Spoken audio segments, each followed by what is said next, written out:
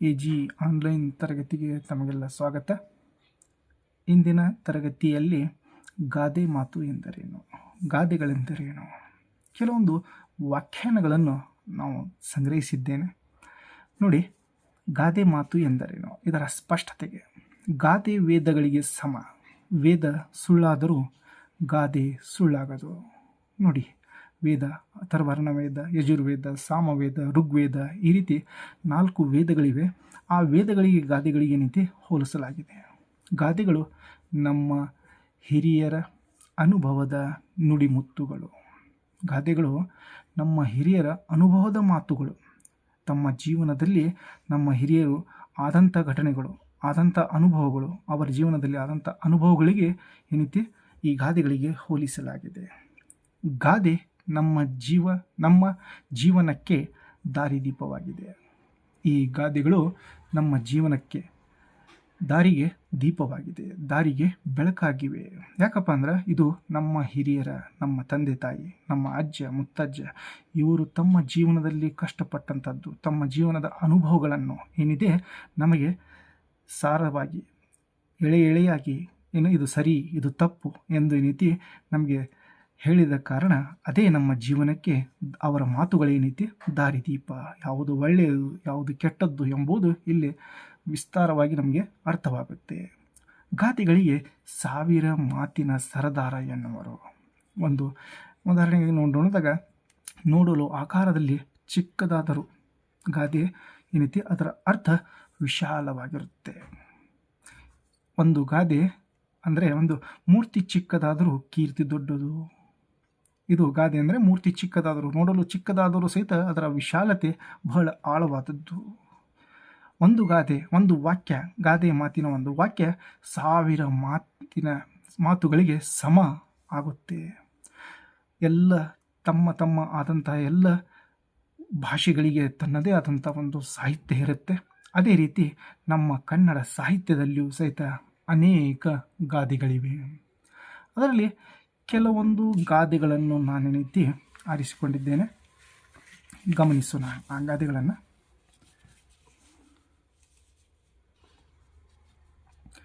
ಇಲ್ಲಿ ನೋಡ್ರಿ, ಒಂದು 10 ಗಾದೆ ಮಾತುಗಳನ್ನು ನಾನು ಆರಿಸಿಕೊಂಡಿದ್ದೇನೆ. ತುಂಬಿದ ಕೊಡ ತುಳುಕುವುದಿಲ್ಲ. ನೋಡಿ ಎಷ್ಟು ಚಿಕ್ಕದಾಗಿದೆ ವಾಕ್ಯ. ತುಂಬಿದ ಕೊಡ ತುಳುಕುವುದಿಲ್ಲ. ಇದರರ್ಥ ಏನು? ಯಾವುದೇ ಒಂದು ಗಾದೆ ಮಾತನ್ನು ನಾವು ವಿವರಿಸಬೇಕಾದ್ರೆ, ವಿಸ್ತರಿಸಬೇಕಾದ್ರೆ ಆ ವಾಕ್ಯವನ್ನು ಸೂಕ್ಷ್ಮವಾಗಿ ಗಾಂಭೀರ್ಯತೆಯಿಂದ ನಾವೇನು ಮಾಡಬೇಕು, ಆ ವಾಕ್ಯವನ್ನು ನಾವು 1 ಸಲ 2 ಸಲ 3 ಸಲ ಈ ರೀತಿ ಪದೇ ಆ ವಾಕ್ಯವನ್ನು ನಾವು ಗಮನಿಸಿದಾಗ ಅದರ ಒಳಾರ್ಥ ನಮಗೇನೈತಿ ತಿಳಿತಾ ಬರುತ್ತೆ. ನೋಡ್ರಿ, ತುಂಬಿದ ಕೊಡ ತುಳುಕುವುದಿಲ್ಲ. ಏನಪ್ಪ ಇದರ ಅರ್ಥ? ಏನು ಯಾವ ರೀತಿಯಾಗಿ ವಿವರಣೆ ಮಾಡಬೇಕು? ತುಂಬಿದ ಕೊಡ ತುಳುಕುವುದಿಲ್ಲ ಅಂದರೆ, ತುಂಬಿದ ಕೊಡ ಅಂದರೆ ಅತಿ ಬುದ್ಧಿವಂತರು ಸಮಯ ಸಂದರ್ಭಕ್ಕೆ ತಕ್ಕಂತೆ ಮಾತನಾಡುತ್ತಾರೆ. 2ನೇ ಗಾದೆ ನೋಡಿ, ಕಟ್ಟುವುದು ಕಠಿಣ, ಕೆಡಿಸುವುದು ಸುಲಭ. 3ನೇ ಗಾದೆ ಮಾತು, ಕುಂಬಾರನಿಗೆ ವರುಷ, ದೊನ್ನೆಗೆ ನಿಮಿಷ. 2 ಮತ್ತು 3ನೇ ಗಾದೆ ನೋಡ್ರಿ ಏನು ಹೇಳುತ್ತೆ. ಒಬ್ಬ ರೈತ ಇರಲಿ ಅಥವಾ ಒಬ್ಬ ಕುಂಬಾರ ಇರಲಿ, ರೈತ ತನ್ನ ಹೊಲದಲ್ಲಿ ಕೆಲಸ ಮಾಡಿ ವರ್ಷಗಟ್ಟಲೆ ಏನೈತಿ ಬೆಳೆಯನ್ನು ಬೆಳಿತಾನೆ. ಆ ಫಸಲು ಬಂದಾಗ ಹಾಳಾದರೆ ಅವನಿಗೆಷ್ಟು ನೋವಾಗತ್ತೆ. ಅದೇ ಕುಂಬಾರ ಒಂದು ಮಣ್ಣನ್ನು ತಂದು ಹದ ಮಾಡಿ ಮಡಿಕೆ ಮಾಡಿ ಏನೈತಿ ಸಮಾಜಕ್ಕೆ ಒಪ್ಪಿಸ್ಬೇಕಂದ್ರೆ ಆ ಮಡಿಕೆ ಏನೈತಿ ಒಡೆಯಲು ಏನೈತಿ ಒಂದು ದೊನ್ನೆಗೆ ಒಂದು ಕ್ಷಣ ಮಾತ್ರ ಸಾಕು. ಯಾವುದೇ ನಾವು ಕೆಲಸ ಮಾಡಬೇಕಂದ್ರೆ, ಮನೆ ಕಟ್ಟಬೇಕಂದ್ರೆ ಅಥವಾ ಒಂದು ಪರೀಕ್ಷೆಗೆ ಸಿದ್ಧತೆ ಮಾಡಿಕೊಳ್ಳಬೇಕಂದ್ರೆ, ಒಂದು ಸಮಾಜದಲ್ಲಿ ಒಬ್ಬ ಒಳ್ಳೆಯ ವ್ಯಕ್ತಿ ಆಗಬೇಕಂದ್ರೆ, ಒಳ್ಳೆಯ ನಾಯಕನಾಗಬೇಕಂದ್ರೆ ಏನಾಗುತ್ತೆ, ಅವ ಬಹಳ ಕಷ್ಟಪಡಬೇಕು. ತಿಂಗಳುಗಟ್ಟಲೆ ವರ್ಷಗಟ್ಟಲೆ ಏನೈತಿ ಅವ ಕಷ್ಟಪಟ್ಟಾಗ ಅವ ಏನಾಗುತ್ತೆ, ಯಾರೇ ಇರಲಿ ಒಂದು ಹಂತಕ್ಕೆ ಬಂದು ತಲುಪ್ತಾರೆ. ಆದರೆ ಅವರ ಒಂದು ವ್ಯಕ್ತಿತ್ವದ ಮೇಲೆ ಒಂದು ಕಪ್ಪು ಚುಕ್ಕೆ ಬರಬೇಕಂದ್ರೆ ಒಂದು ಕ್ಷಣ ಮಾತ್ರ ಸಾಕಾಗತ್ತೆ. 4ನೇ ಗಾದೆ ನೋಡ್ರಿ, ಹಾಸಿಗೆ ಇದ್ದಷ್ಟು ಕಾಲು ಚಾಚು. ನಮ್ಮ ದುಡಿಮೆ ಎಷ್ಟಿರುತ್ತದೆಯೋ ಅಷ್ಟರೊಳಗೆ ನಾವು ಏನೈತಿ ಖರ್ಚನ್ನು ಮಾಡಬೇಕು. ಮನಸ್ಸಿದ್ದರೆ ಮಾರ್ಗ. ಸದೃಢ ದೇಹದಲ್ಲಿ ಸದೃಢ ಮನಸ್ಸಿರಬೇಕು. ನಾವು ಯಾವುದೇ ಕೆಲಸ ಮಾಡಬೇಕಂದ್ರೆ ಮನಸ್ಸಿನಿಂದ ಮಾಡಬೇಕು. ಕೈ ಕೆಸರಾದರೆ ಬಾಯಿ ಮೊಸರು. ಕೈ ಕೆಸರಾದರೆ ಒಬ್ಬ ರೈತ ತನ್ನ ಕೈಗಳನ್ನು ಕೆಸರಿನಲ್ಲಿ ಇಟ್ಟೇನೈತಿ, ದುಡಿದರೆ ಮಾತ್ರ ನಮ್ಮೆಲ್ಲರ ಬಾಯಿಗೆ ಅನ್ನ ಸಿಗುತ್ತೆ. ಕೂಡಿ ಬಾಳಿದರೆ ಸ್ವರ್ಗ ಸುಖ. ಕೂಡಿ ಬಾಳಿದರೆ ನೋಡ್ರಿ, ಹಿಂದಿನ ಕಾಲದಲ್ಲಿ ಅವಿಭಕ್ತ ಕುಟುಂಬ, ವಿಭಕ್ತ ಕುಟುಂಬ ಅಂತ ನಾವು ಸಮಾಜಶಾಸ್ತ್ರದಲ್ಲಿ ನಾವು ಗಮನಿಸ್ತೀವಿ. ಕೂಡಿ ಬಾಳಿದರೆ ನಾವು ಒಂದು, ಈ ವಿವಿಧತೆಯಲ್ಲಿ ಏಕತೆಯನ್ನು ಕಾಣುವಂತಹ ದೇಶ ನಮ್ಮದು. ಇದರಲ್ಲಿ ಕೂಡಿ ಬಾಳಿದರೆ ಸ್ವರ್ಗ ಸುಖ. ಈ ರೀತಿ ನಾವು ವಿವರಣೆ ಮಾಡಬೇಕು. ಇನ್ನು ಅನೇಕ ಉದಾಹರಣೆಗಳನ್ನು ನಾವು ತೆಗೆದುಕೊಳ್ಳಬಹುದು. ಮಾತೆ ಮುತ್ತು, ಮಾತೆ ಮೃತ್ಯು. ಎಲುಬಿರಲಾದ ನಾಲಿಗೆ ಏನಿದೆ, ಯಾವ ರೀತಿ ಮಾತನಾಡಿದರೂ ನಡೆಯುತ್ತೆ ಅಂದರೆ ನಡೆಯೋದು. ನಮ್ಮ ಒಂದೊಂದು ಮಾತು ಅಂದರೆ ಯಾರೇ ಇರಲಿ, ನಾವು 10 ಸಲ ವಿಚಾರ ಮಾಡಿ ಒಂದು ಮಾತನ್ನು ಆಡಬೇಕು. ಇಲ್ಲ ಅಂದರೆ ಆಡಿದರೆ ಆ ಮಾತು ಮುತ್ತಿಗಿಂತಲೂ ಹವಳ ರತ್ನಗಳಿಗಿಂತಲೂ ಬೆಲೆಯುಳ್ಳದ್ದು.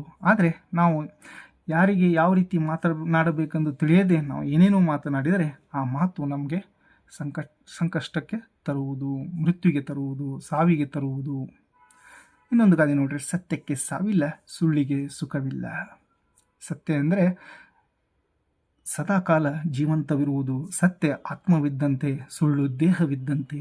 ದೇಹ ನಾಶವಾದರೂ ಆಗುತ್ತೆ, ಆತ್ಮ ನಾಶವಾಗುವುದಿಲ್ಲ. ಆಳಾಗಿ ಬಲ್ಲವನು ಅರಸನಾಗಬಲ್ಲ. ಇಂದಿನ ದಿನಮಾನಗಳಲ್ಲಿ ತನ್ನ ಸೊಂಟವನ್ನು ಬಗ್ಗಿಸಿ ತಾನು ಬಗ್ಗಿ ತಗ್ಗಿ ದುಡಿದರೆ ಮುಂದೊಂದು ದಿನ ಅರಸನಾಗಿ, ರಾಜನಾಗಿ ಏನೈತಿ ಕೂತು ಉಣಬಹುದು. ಈ ರೀತಿ 10 ಗಾದೆಗಳನ್ನು ಏನೈತಿ ನಾನು ಸಂಗ್ರಹ ಮಾಡಿದ್ದೇನೆ. ಈ 10 ಗಾದೆಗಳು 10ನೇ ತರಗತಿಯ ಕನ್ನಡ ಪಠ್ಯ ಪುಸ್ತಕದಲ್ಲಿರುವಂಥ ಗಾದೆ ಮಾತುಗಳು. ನಾಳೆ ನಮಗೆ 5, 6, 7ನೇ ತರಗತಿ ಇರಲಿ, 8, 9, 10ನೇ ತರಗತಿ ಇರಲಿ, ಯಾವುದೇ ಪರೀಕ್ಷೆ ಇರಲಿ, ಪರೀಕ್ಷೆಯಲ್ಲಿ 3 ಅಂಕದ ಒಂದು ಪ್ರಶ್ನೆ ಗಾದೆ ಮಾತಿನ ಮೇಲೆ ಕಡ್ಡಾಯವಾಗಿ ಬರುವುದುಂಟು. ಆದ್ದರಿಂದ ನಾವು ಇನ್ನೂ ಅನೇಕ ಗಾದೆ ಮಾತುಗಳನ್ನು ಸಂಗ್ರಹಿಸಿ ಪದೇ ಪದೇ ನಾವು ಬರೆಯುವುದು, ಓದುವುದು, ಅಭ್ಯಸಿಸಿಕೊಂಡರೆ ನಮಗೆ ಪರೀಕ್ಷಾ ದೃಷ್ಟಿಯಿಂದಲೂ ನಮ್ಮ ಜೀವನದ ದೃಷ್ಟಿಯಿಂದಲೂ ನಮಗೆ ಅನುಕೂಲವಾಗುತ್ತದೆ. ಆದ ಕಾರಣ ನಾವು ಪದೇ ಪದೇ ಆ ಗಾದೆ ಮಾತುಗಳನ್ನು ಸಂಗ್ರಹಿಸಿಕೊಂಡು ಇನ್ನೂ ಅನೇಕ ಗಾದೆ, ಉದಾಹರಣೆಗಾಗಿ ನಾವು ನೋಡಿದಾಗ ಇನ್ನೂ ಅನೇಕ ಗಾದೆಗಳಿವೆ. ಪಠ್ಯಪುಸ್ತಕದಲ್ಲಿರಲಿ, ಹೊರಗಿನ ಒಂದು ವ್ಯಾಕರಣ ಪುಸ್ತಕದಲ್ಲಿರಲಿ, ಗಾದೆಗಳ ಮಾತುಗಳನ್ನು ನಮಗೆ ಸಂಗ್ರಹಿಸಿಕೊಂಡು ನಾವು ಅಧ್ಯಯನ ಮಾಡಬೇಕು. ನೋಡಿ, ಒಂದೆರಡು ಗಾದೆ ಮಾತು ಯಾವ ರೀತಿಯಾಗಿ ನಾವು ಪರೀಕ್ಷೆಯಲ್ಲಿ ಬರೆಯಬೇಕೆಂಬುದು ನಾನಿಲ್ಲಿ ತಿಳಿಸ್ಕೊಡ್ತೀನಿ, ಗಮನಿಸಬೇಕು. ಮೊನ್ನೆ ಒಂದು ಗಾದೆ, ತುಂಬಿದ ಕೊಡ ತುಳುಕುವುದಿಲ್ಲ. ಇದನ್ನು ಯಾವ ರೀತಿಯಾಗಿ ನಾವು ವಿವರಣೆ ಮಾಡಬೇಕು? ನಾವು ಯಾವುದೇ ಗಾದೆಯನ್ನು ನಾವು ವಿವರಿಸಬೇಕಾದರೆ ನಾವೇನು ಮಾಡಬೇಕು? ಪ್ರಥಮವಾಗಿ ಗಾದೆ ಎಂದರೇನು, ಮೊದಲನೇ ನುಡಿಯಲ್ಲಿ ಗಾದೆ ಎಂದರೇನು ಅದರ ಅರ್ಥ ನಾವು ಬರೆಯಬೇಕು. ಯಾವ ರೀತಿಯಾಗಿ ನಾವು ಗಾದೆಯನ್ನು ಬರೀಬೇಕು? ಗಾದೆಯ ಪರಿಚಯ ನಾವು ಕೊಡಬೇಕು, ಗಾದೆಯ ಪೀಠಿಕೆ ನಾವು ನೀಡಬೇಕು. ಅಂತಂದರೆ ಗಾದೆ ವೇದಗಳಿಗೆ ಸಮ. ವೇದ ಸುಳ್ಳಾದರೂ ಗಾದೆ ಸುಳ್ಳಾಗದು. ಗಾದೆಗಳು ನಮ್ಮ ಹಿರಿಯರ ಅನುಭವದ ನುಡಿಮುತ್ತುಗಳು.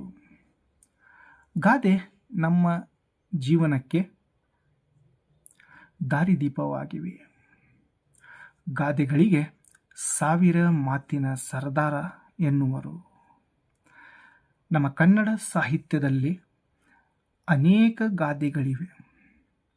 ಅದರಲ್ಲಿ ತುಂಬಿದ ಕೊಡ ತುಳುಕುವುದಿಲ್ಲ ಎಂಬ ಗಾದೆ ಪ್ರಸಿದ್ಧವಾಗಿದೆ. ಈ ರೀತಿ ನಾವು ಪೀಠಿಕೆಯನ್ನು ಬರೆಯಬೇಕು. ತದನಂತರ ಕೊಟ್ಟಂಥ ವಿಷಯ ತುಂಬಿದ ಕೊಡ ತುಳುಕುವುದಿಲ್ಲ, ಈ ವಿಷಯದ ಬಗ್ಗೆ, ಈ ವಾಕ್ಯದ ಬಗ್ಗೆ, ಈ ಗಾದೆ ಮಾತಿನ ಬಗ್ಗೆ ನಾವು ಒಂದು 5-6 ವಾಕ್ಯಗಳಲ್ಲಿ ಏನು ಮಾಡಬೇಕು? ನಾವು ವಿವರಣೆ ನೀಡಬೇಕು. ಈ ರೀತಿ ನಾವು ವಿವರಣೆ ನೀಡ್ತೀವಿ. ನೋಡ್ರಲ್ಲೇ ಒಂದು ಗಾದೆಯನ್ನು ನಾನು ಬರೆದಿದ್ದೇನೆ. ತುಂಬಿದ ಕೊಡ ತುಳುಕುವುದಿಲ್ಲ.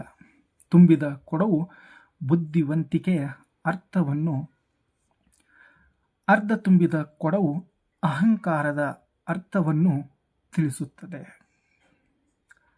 ಆದರೆ ಕೆಲವು ಜನರು ಯಾವುದೇ ವಿಷಯವನ್ನು ಮಾತನಾಡುವಾಗ ತಾವೇ ಬುದ್ಧಿವಂತರೆಂದು ಜಂಬಿಸುತ್ತಾರೆ.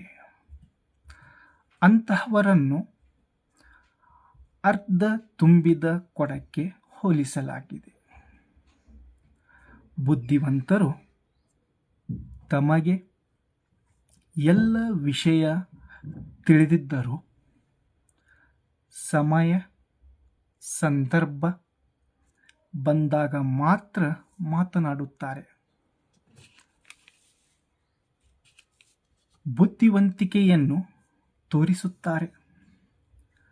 ಅಂತಹವರನ್ನು ತುಂಬಿದ ಕೊಡಕ್ಕೆ ಹೋಲಿಸಲಾಗಿದೆ. ಇಲ್ಲಿ ಗಾದೆ ಮಾತಿನಲ್ಲಿ ಹೋಲಿಕೆ ಪ್ರಧಾನ ವಸ್ತು. ನಾವು ಯಾವುದೇ ವಚನ ಇರಲಿ, ಯಾವುದೇ ನಾಣ್ಣುಡಿ ಇರಲಿ, ನಾವು ತೆಗೆದುಕೊಂಡು ಯಾವುದೇ ಅಲಂಕಾರಿಕ ಮಾತಿರಲಿ, ನಾವೇನೈತಿ ಈ ವಾಕ್ಯಗಳಲ್ಲಿ ನಾವು ಸೇರ್ಪಡೆ ಮಾಡಿ ಈ ಕೊಟ್ಟಂತಹ ಗಾದೆಯನ್ನು ನಾವೇನು ಮಾಡ್ಬೋದು, ಅದಕ್ಕೆ ಸ್ಪಷ್ಟೀಕರಣ ನೀಡುತ್ತಾ ನಾವು ಒಂದು 5-6 ವಾಕ್ಯಗಳಲ್ಲಿ ನಾವು ಬರೆದರೆ ಸಾಕು. ಯಾಕಂದರೆ ಈ ಪರೀಕ್ಷೆಯಲ್ಲಿ ನಾವು ಮೊದಲೇ ಹೇಳಿದಂತೆ 3 ಅಂಕದ ಇದು ಪ್ರಶ್ನೆಯಾಗಿರುತ್ತೆ. ಕನಿಷ್ಠ ಒಂದು ಅರ್ಧ ಪುಟ ಮೀರದಂತೆ, ಒಂದು ಅರ್ಧ ಪುಟಕ್ಕಿಂತ ಜಾಸ್ತಿ ಏನಿದೆ ನಾವು ಈ ಗಾದೆ ಮಾತನ್ನು ವಿಸ್ತರಿಸಬೇಕಾಗತ್ತೆ. ಕೆಲವೊಬ್ಬರು 3 ನುಡಿಯಾಗಿಯೂ ಸಹಿತ ಬರೀತಾರೆ. ಈ ತಪ್ಪೇನಿಲ್ಲ. ಈಗ ನಾನು ಪೀಠಿಕೆ, ತದನಂತರ 2ನೇ ನುಡಿ ಗಾದೆಯ ವಿಸ್ತರಣೆ, ಗಾದೆಯ ಅರ್ಥ ಬರೆದರೂ ಪರವಾಗಿಲ್ಲ. ಇನ್ನೊಂದು ಗಾದೆಯನ್ನು ನಾನು ವಿಸ್ತರಿಸುತ್ತೇನೆ. ಇಲ್ಲಿ ನೋಡ್ರಿ, ಕಟ್ಟುವುದು ಕಠಿಣ, ಕೆಡಿಸುವುದು ಸುಲಭ. ಕಟ್ಟುವುದು ಕಠಿಣ, ಕೆಡಿಸುವುದು ಸುಲಭ. ಅಥವಾ ಕುಂಬಾರನಿಗೆ ವರುಷ, ದೊನ್ನೆಗೆ ನಿಮಿಷ. ಈ ಗಾದೆಯನ್ನು 2 ಅರ್ಥ ಒಂದೇ ಕೊಡುತ್ತೆ. ಇವಾಗ ಇಲ್ಲಿ ನೋಡಿದಾಗ ನಾನು ಪೀಠಿಕೆ, ಆಗಲೇ ಹೇಳಿದಂತೆ ಪೀಠಿಗೆ ಏನೈತಿ ನಾವು ಪದೇ ಪದೇ ಬಳಕೆ ಮಾಡಲಿಲ್ಲ, ಒಂದೇ ಸಾರಿ ನಾನು ಹಾಕಿದ್ದೀನಿ. ಪೀಠಿಕೆ ಕಡ್ಡಾಯವಾಗಿ ಬರೆಯಲೇಬೇಕು, ಅದೇ ಪೀಠಿಗೆ. ತದನಂತರ ವಿಷಯ ವಿಸ್ತರಣೆ, ಗಾದೆಯ ವಿಸ್ತರಣೆ ಈ ರೀತಿ ಮಾಡೋಣ. 1. ಒಳ್ಳೆಯ ಕೆಲಸ ಮಾಡಲು ಹೆಚ್ಚು ಸಮಯ ಬೇಕು. ಒಂದು ಒಳ್ಳೆಯ ಕೆಲಸ ಮಾಡಲು, ನಾವು ಯಾವುದೇ ಒಂದು ಒಳ್ಳೆಯ ಕೆಲಸ ಮಾಡಬೇಕು ಸಮಾಜದಲ್ಲಿ ಅಂದರೆ ಅದಕ್ಕೆ ದೀರ್ಘ ಸಮಯ ಬೇಕು, ದೀರ್ಘಕಾಲ ಬೇಕು. ಆದರೆ ಅದನ್ನು ಹಾಳು ಮಾಡಲು ಒಂದು ಕ್ಷಣ ಸಾಕು. ಈ ಗಾದೆಯ ಅರ್ಥ, ಈ ಗಾದೆ ಏನು ಅರ್ಥ ತಿಳಿಸುತ್ತೆ ಅಂತಂದರೆ, ನಾವು ಯಾವುದೇ ಒಂದು ಕೆಲಸ ಮಾಡಬೇಕು ಸಮಾಜದಲ್ಲಿ ಅಂತಂದರೆ ಸಮಯ ಹೆಚ್ಚಿಗೆ ತೆಗೆದುಕೊಳ್ಳುತ್ತೆ. ನಾವು ಒಳ್ಳೆ ಕೆಲಸ ಮಾಡಬೇಕಂದ್ರೆ ಸಮಯ ಜಾಸ್ತಿ ಬೇಕು. ಆದರೆ ಆ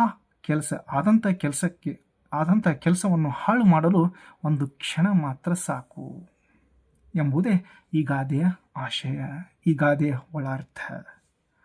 ಉದಾಹರಣೆಗಾಗಿ ನೋಡ್ರಿ, ಒಂದು ಕುಂಬಾರನು ಮಡಿಕೆ ಮಾಡಬೇಕಾದರೆ, ನಾವು ಉದಾಹರಣೆಗಾಗಿ ಒಂದು ಪದ ತೆಗೆದುಕೊಂಡಿದ್ದೀನಿ. ಕುಂಬಾರನು ಮಡಿಕೆ ಮಾಡಬೇಕಾದರೆ ಮಣ್ಣು ತಂದು ಹದ ಮಾಡಿ ಮಡಿಕೆಯನ್ನು ತಯಾರಿಸುತ್ತಾನೆ. ಕುಂಬಾರ ಮಣ್ಣು ತಂದು ನೀರು ಹಾಕಿ ಕಲಿಸಿ ಹದ ಮಾಡಿ ಮೆತ್ತಗೆ ಮಾಡಿ ಅದನ್ನು ನೀತಿ ತಂದು ಒಂದು ಆಕಾರ ಮಾಡಲು ಪ್ರಾರಂಭಿಸುತ್ತಾನೆ. ಮಡಿಕೆಯನ್ನು ಬಿಸಿಲಿನಲ್ಲಿ ಒಣಗಿಸಿ ಬಳಕೆಗೆ ಯೋಗ್ಯವಾಗಿಸುತ್ತಾನೆ. ಅದು ತಿಂಗಳಾನ್ಗಟ್ಟಲೆ ಏನೈತಿ ಆ ಹಸಿ ಮಡಿಕೆಯನ್ನು ಬಿಸಿಲಿನಲ್ಲಿ ಏನೈತಿ ಒಣಗಿಸಿ ಅದರಲ್ಲಿರುವಂತಹ ನೀರಿನ ಅಂಶ ಹೋಗಿ ಅದು ಏನೈತಿ ಪ್ರಬುದ್ಧವಾಗಬೇಕು, ಅದು ಬಳಕೆಗೆ ಯೋಗ್ಯವಾಗಿರಬೇಕು, ಆ ರೀತಿ ಮಾಡುತ್ತಾನೆ. ಹೀಗೆ ಮಡಿಕೆ ಬಳಕೆಯಾಗಬೇಕಾದರೆ ತಿಂಗಳುಗಳು, ವರ್ಷಗಳೇ ಬೇಕಾಗುತ್ತೆ. ಕೇವಲ 1-2 ದಿನಗಳಿಲ್ಲ, 1-2 ವಾರಗಳಲ್ಲಿಲ್ಲ. ಅದು ಏನೈತಿ ತಿಂಗಳುಗಳು, ವರ್ಷಗಳೇ ಬೇಕಾಗುತ್ತೆ ಒಂದು ಮಡಿಕೆ ಸಿದ್ಧವಾಗಬೇಕಾದರೆ. ಹೀಗೆ ಕಷ್ಟಪಟ್ಟು ಮಾಡಿದ ಮಡಿಕೆಯನ್ನು ಒಡೆಯಲು, ಹೀಗೆ ತಿಂಗಳಾನ್ಗಟ್ಟಲೆ ಮಾಡಿದಂತಹ ಆ ಮಡಿಕೆಯನ್ನು ಒಡೆಯಲು ಏನಾಗುತ್ತೆ, ದೊನ್ನೆಗೆ 1 ನಿಮಿಷ, 1 ಕ್ಷಣ ಸಾಕು. ದೊನ್ನೆಗೆ, ಕಟ್ಟಿಗೆಗೆ ಆ ಮಡಿಕೆಯನ್ನು ಒಡೆಯಲು, ಹಾಳು ಮಾಡಲು 1 ಕ್ಷಣ ಸಾಕಾಗುತ್ತೆ. ಅದೇ ರೀತಿ ಸಮಾಜದಲ್ಲಿ, ಈ ನಮ್ಮ ಒಂದು ಸಮಾಜದಲ್ಲಿ ಒಬ್ಬ ವ್ಯಕ್ತಿ ಅಥವಾ ಒಬ್ಬ ಮನುಷ್ಯ ಒಳ್ಳೆಯವನು ಎನಿಸಿಕೊಳ್ಳಬೇಕಾದರೆ ವರ್ಷಗಳೇ ಬೇಕು. ಆದರೆ ಅವನ ಒಂದು ಸಣ್ಣ ತಪ್ಪು ಅವನನ್ನು ಕೆಟ್ಟವನನ್ನಾಗಿಸುತ್ತದೆ. ಒಬ್ಬ ಮನುಷ್ಯ ಸಮಾಜದಲ್ಲಿ ಒಬ್ಬ ಉತ್ತಮ ನಾಯಕನಾಗಬೇಕಾದರೆ, ಒಳ್ಳೆಯ ಮನುಷ್ಯನಾಗಬೇಕಾದರೆ, ಮನುಷ್ಯನಲ್ಲಿರುವಂಥ ಮನುಷ್ಯತ್ವವನ್ನು ವ್ಯಕ್ತಪಡಿಸಬೇಕಾದರೆ ವರ್ಷಗಟ್ಟಲೇ ಹೋಗುತ್ತೆ. ಆದರೆ ಅಂಥ ಒಳ್ಳೆಯ ಮನುಷ್ಯನ ಚಾರಿತ್ರ್ಯದ ಮೇಲೆ, ವ್ಯಕ್ತಿತ್ವದ ಮೇಲೆ ಒಂದು ಕಪ್ಪು ಚಿಕ್ಕೆ ಬಂದು ಕುಂತರೂ ಸಹಿತ ಅವನ ಎಲ್ಲ ಶ್ರಮ ವ್ಯರ್ಥವಾಗುತ್ತೆ. ಅವನು ಎಲ್ಲರ ದೃಷ್ಟಿಯಲ್ಲಿ ಕೆಟ್ಟವನಾಗಿ ಬಿಡುತ್ತಾನೆ ಎಂಬ ಅರ್ಥ ಈ ಗಾದೆ ತಿಳಿಸುತ್ತದೆ. ನೋಡ್ರಿ, ಒಂದು 5-6 ವಾಕ್ಯಗಳಲ್ಲಿ ನಾವು ಈ ರೀತಿ ಬರೆದರೆ ಸಾಕಾಗಬಹುದು. ಈ ರೀತಿ ಇನ್ನೂ ಅನೇಕ ಗಾದೆಗಳಿವೆ. ಇನ್ನೊಂದು ಗಾದೆಯನ್ನು ನೋಡಿದಾಗ, ಹಾಸಿಗೆ ಇದ್ದಷ್ಟು ಕಾಲು ಚಾಚು. ಇದರ ನೇರವಾಗಿ ನಾವು ಗಾದೆಯ ವಿಸ್ತರಣೆ ನೋಡ್ತೀವಿ. ನಾವು ನಮ್ಮ ಹಾಸಿಗೆ ಎಷ್ಟಿರುತ್ತದೆಯೋ ಅಷ್ಟೇ ನಾವು ಕಾಲು ಚಾಚಬೇಕು. ಹಾಸಿಗೆಯಿಂದ ಕಾಲು ಹೊರಗಡೆ ಬಂದರೆ ಚಳಿಯ ಅನುಭವವಾಗುತ್ತದೆ. ಅದೇ ರೀತಿ ನಮ್ಮ ಸಂಪಾದನೆಯಲ್ಲಿ ನಾವು ಭವಿಷ್ಯತ್ತಿಗಾಗಿ ಅಲ್ಪ ಸ್ವಲ್ಪ ಉಳಿಸಿ ಖರ್ಚು ಮಾಡಿದರೆ ಅದು ನಮಗೆ ಮುಂದೆ ಲಾಭದಾಯಕರವಾಗುತ್ತದೆ. ಅಂದರೆ ನಾವು ನಮ್ಮ ಸಂಪಾದನೆ ಎಷ್ಟಿರುತ್ತದೆಯೋ ಅದರಲ್ಲಿಯೇ ನಾವು ಖರ್ಚು ಮಾಡಬೇಕು. ಸಂಪಾದನೆಗಿಂತ ಹೆಚ್ಚು ಖರ್ಚು ಮಾಡಿ ಸಾಲ ಸೂಲ ಮಾಡಿಕೊಂಡು ಸಮಾಜದಲ್ಲಿ ಹೀನಾಯ ಬದುಕನ್ನು ಬದುಕುವುದಕ್ಕಿಂತ ಇರುವುದರಲ್ಲಿ ಖರ್ಚು ಮಾಡಿಕೊಂಡು ಅಲ್ಪ ಸ್ವಲ್ಪ ಭವಿಷ್ಯತ್ತಿಗಾಗಿ ಉಳಿಸುವ ಬೇಕೆಂಬುದೇ ಈ ಗಾದೆಯ ಅರ್ಥ. ಇಲ್ಲವಾದರೆ ಸಂಪಾದನೆಗಿಂತ ಅಧಿಕ ಖರ್ಚು ಮಾಡಿದರೆ ಸಾಲ, ದುಃಖ, ಅತೃಪ್ತಿ ಜೀವನದಲ್ಲಿ ಅನುಭವಿಸಬೇಕಾಗುತ್ತೆ. ಕೊನೆಗೆ ಜೀವನವೇ ಬೇಸರವಾಗಿ ಬಿಡುತ್ತೆ. ಕೊನೆಗೆ ಒಂದ್ಸಲ ಜೀವನವೇ ಬೇಸರವಾಗಿ ಏನಾಗುತ್ತೆ, ನಾವು ನಮ್ಮ ಜೀವನದಿಂದ ನಾವು ಆಸಕ್ತಿ ಕಳೆದುಕೊಡ್ತೇವೆ. ನಿರಾಸಕ್ತಿ ನಮ್ಮ ಜೀವನದಲ್ಲಿ ಬಂದು ಬಿಡುತ್ತೆ. ಆದ್ದರಿಂದ ಈ ಗಾದೆಯ ಆಶಯ ಏನೆಂದರೆ, ನಮ್ಮ ಸಂಪಾದನೆಯ ಒಂದು ಭಾಗವಾದರೂ ನಮ್ಮ ಮುಂದಿನ ಜೀವನಕ್ಕೆ ಮೀಸಲಿಡಬೇಕು. ನಮ್ಮ ಜೀವನಕ್ಕೆ ಮೀಸಲಿಟ್ಟರೆ ನಮ್ಮ ಮುಂದಿನ ಜೀವನ, ನಮ್ಮ ಮುಂದಿನ ಭವಿಷ್ಯ ಸುಲಭ ಹಾಗೂ ಸುಖ, ಸಂತೋಷ, ಆರಾಮದಾಯಕವಾಗಿ ಆಗುತ್ತೆ. ಇಲ್ಲ ಅಂದರೆ ನಾವು ಪ್ರತಿದಿನ ಕೀಳರಿಮೆಯ ಭಾವ ನಾವು ಕಾಣಬೇಕಾಗತ್ತೆ. ಆಗ ಮಾತ್ರ ನಮ್ಮ ಜೀವನ ಸುಖ ಸಂತೋಷಮಯವಾಗಿರುತ್ತೆ ಎಂದು ಈ ಗಾದೆಯ ಒಳಾರ್ಥವಾಗಿದೆ. ಈ ರೀತಿ ನಾವು ಗಾದೆಯನ್ನು ಸ್ಪಷ್ಟ ರೂಪದಿಂದ, ವಚನಗಳಿರಲಿ, ಚುಟುಕುಗಳಿರಲಿ, ಆಮೇಲೆ ಅಮೂಲ್ಯವಾದಂತಹ ವ್ಯಾಖ್ಯಾನಗಳಿರಲಿ, ಬಳಕೆ ಮಾಡಿಕೊಂಡು ನಾವು ಈ ರೀತಿ ಗಾದೆಗಳನ್ನು ವಿವರಿಸಿದರೆ ಆ ಗಾದೆ ಆಕರ್ಷಣೀಯವಾಗಿರುತ್ತದೆ. ಪರೀಕ್ಷೆಯಲ್ಲಿಯೂ ಸಹಿತ ನಮಗೆ ಅಂಕ ಗಳಿಸುವ ಒಂದು ಸಾಧನವಾಗುತ್ತದೆ. ಯಾಕಂದರೆ 3 ಅಂಕದ ಪ್ರಶ್ನೆ, 1 ಅಂಕ ನಮಗೆ ಪೀಠಿಕೆಗೆ ಇಟ್ಟರೆ ಗಾದೆಯ ವಿಸ್ತರಣೆಗೆ 2 ಅಂಕ ನಮಗೆ ದೊರೆಯುತ್ತಿದೆ. 3 ಅಂಕದ ಒಂದು ಪ್ರಶ್ನೆ ಇದು.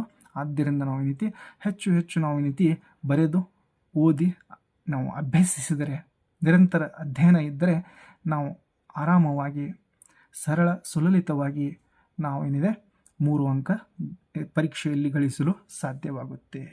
ಈ ರೀತಿ ನಾವು ಪ್ರತಿದಿನ ಅಥವಾ ವಾರದಲ್ಲಿ 1-2 ದಿನ ನಾವು ಒಂದೊಂದು ಗಾದೆಗಳನ್ನು ಉದಾಹರಣೆಯಾಗಿ ತೆಗೆದುಕೊಂಡು ನಾವು ನಮ್ಮ ಅಭ್ಯಾಸದಲ್ಲಿ ನಾವು ತೊಡಗಿಕೊಂಡರೆ ಗಾದೆ ಮಾತು ನಮಗೆ ಸರಳ ಹಾಗೂ ಸುಲಭವಾಗಿ ನಮಗೆ ಕಾಣುತ್ತೆ.